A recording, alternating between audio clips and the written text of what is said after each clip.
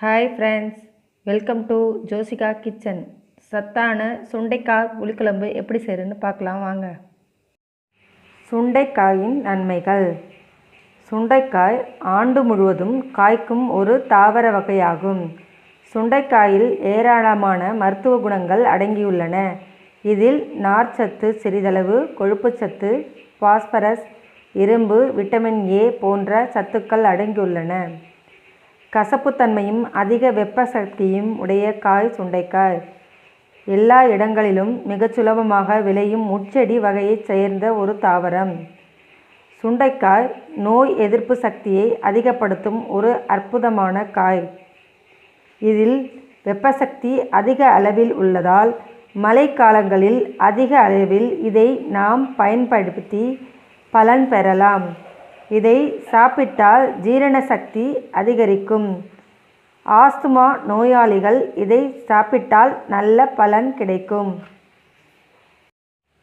சுண்டைக்காயில் புரதம், கால்சியம், இரும்புச்சத்து அதிகம் நிறைந்துள்ளன. இதனால் உடல் வளர்ச்சியில் முக்கிய பங்கு வகிக்கிறது.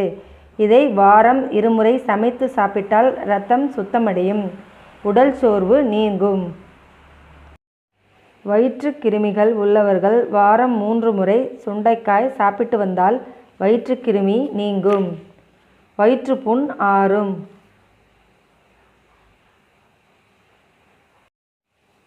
சுண்டைக்காய் புளிக்குழம்புக்கு ஃபஸ்ட்டு சுண்டைக்காயை கட் பண்ணிக்கலாம். இது இடிச்சும் சேர்த்துப்பாங்க. நான் இந்த மாதிரி கீரி சேர்த்துக்கிறேன். இந்த மாதிரி சென்டரில் கீரி தண்ணியில் போட்டுக்கிறேன். இதே மாதிரி எல்லா சுண்டைக்காயும் லேசாக கீறிட்டு தண்ணியில் போட்டுக்கிறேன். எல்லா சுண்டைக்காயையும் கட் பண்ணி தண்ணியில் போட்டு வச்சுருக்கேன். சுண்டைக்காய் புளிக்குழம்பு செய்கிறதுக்கு ஒரு பேன் வச்சுருக்கேன். அது ஹீட் ஆகிட்டு நல்லெண்ணெய் ஊற்றிக்கிறேன். நல்லெண்ணெய் நிறைய ஊற்றிங்க.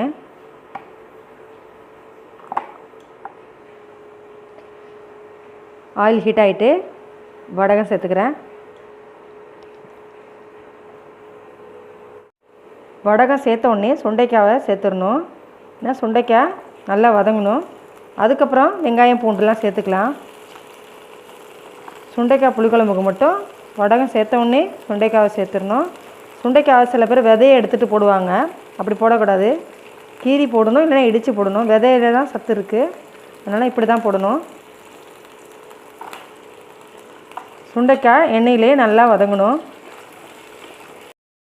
சுண்டைக்காய் சுருண்டு வந்துட்டு இந்த ஸ்டேஜில் வெங்காயம், பூண்டு, கருவேப்பிலையை சேர்த்துக்கிறேன்.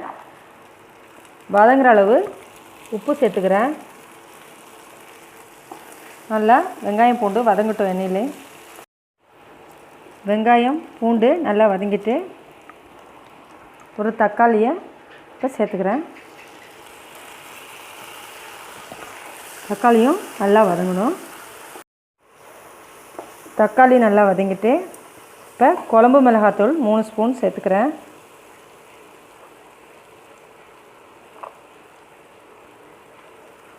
எண்ணெயில் நல்லா மிக்ஸ் பண்ணி விடணும்.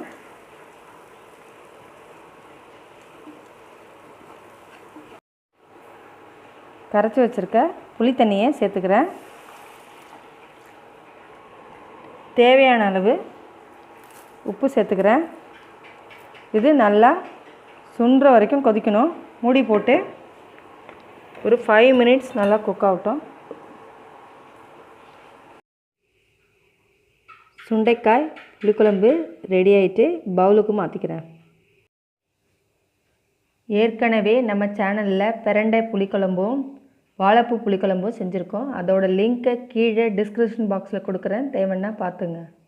சத்தான சுண்டைக்காய் புளிக்குழம்பு ரெடி. இந்த வீடியோ உங்களுக்கு பிடிச்சிருந்தா லைக் பண்ணுங்கள், ஷேர் பண்ணுங்கள், கமெண்ட் பண்ணுங்கள், சப்ஸ்கிரைப் பண்ணுங்கள். மறக்காமல் பக்கத்தில் இருக்க பெல் ஐக்கானை கிளிக் பண்ணுங்கள். நன்றி.